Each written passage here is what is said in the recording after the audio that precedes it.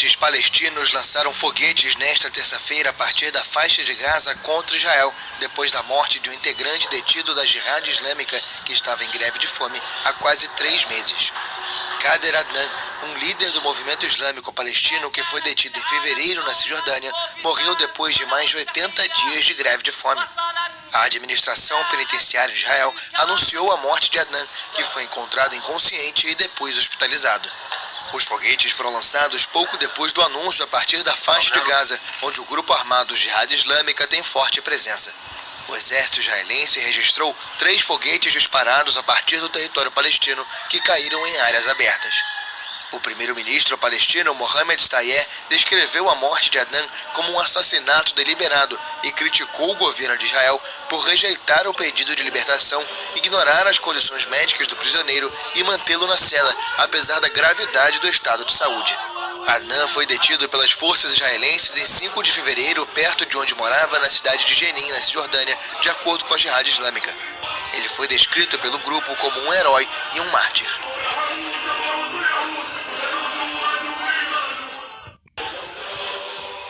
Morreu esta terça-feira um dirigente da Jihad Islâmica palestiniana. Khader Adnan estava em greve de fome numa prisão israelita há 87 dias, desde o dia em que foi preso em fevereiro. Tinha 45 anos e foi o primeiro palestiniano a morrer em greve de fome sob custódia israelita.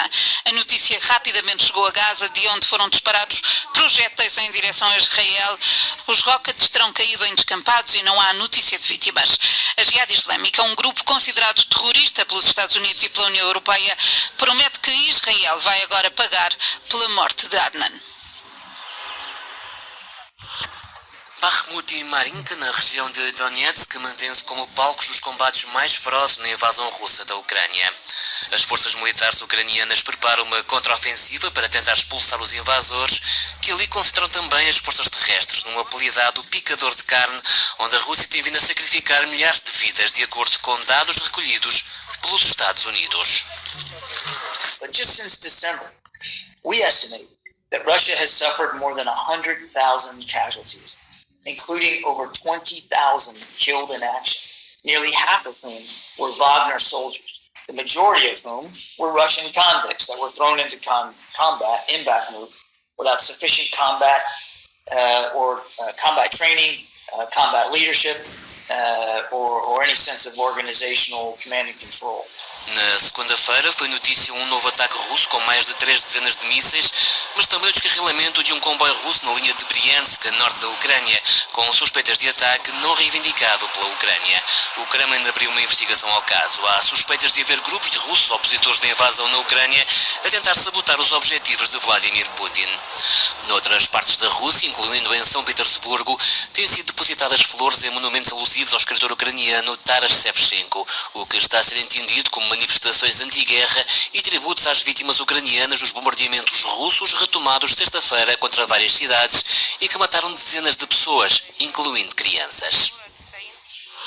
A Ucrânia terá provocado 100.000 baixas à Rússia em Bakhmut. Kremlin procura responsáveis pelo descarrilamento de um comboio a norte da Ucrânia.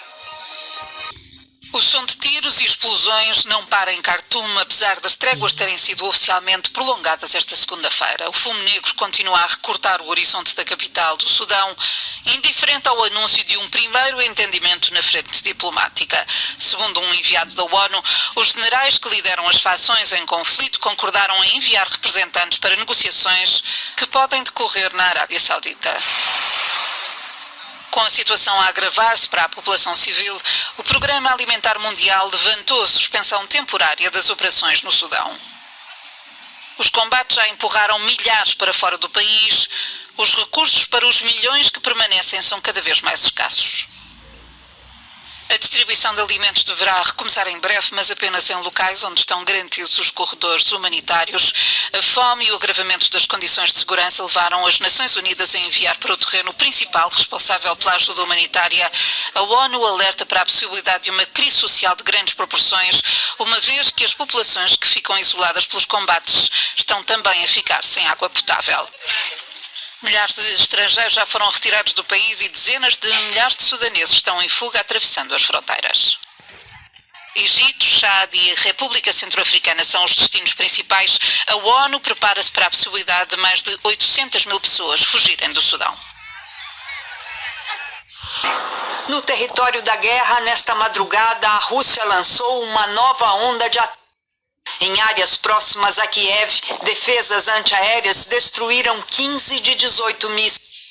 Em Pavlohrad, um centro ferroviário, o alvo parecia ser um depósito de munição, mas atingiu residências e deixou 34. Analistas acreditam que os bombardeios são uma tentativa de desmobilizar uma iminente contra-ofensiva ucraniana. A ONU enviou hoje o coordenador de ajuda humanitária para organizar o socorro à população do Sudão. Mais um cessar-fogo, mais um fracasso que se vê de longe. No domingo, o exército do Sudão e o grupo paramilitar RSF tinham concordado com uma trégua.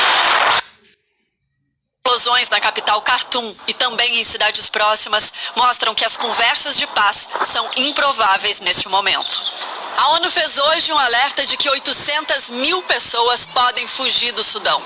Um fluxo de refugiados tão grande que pode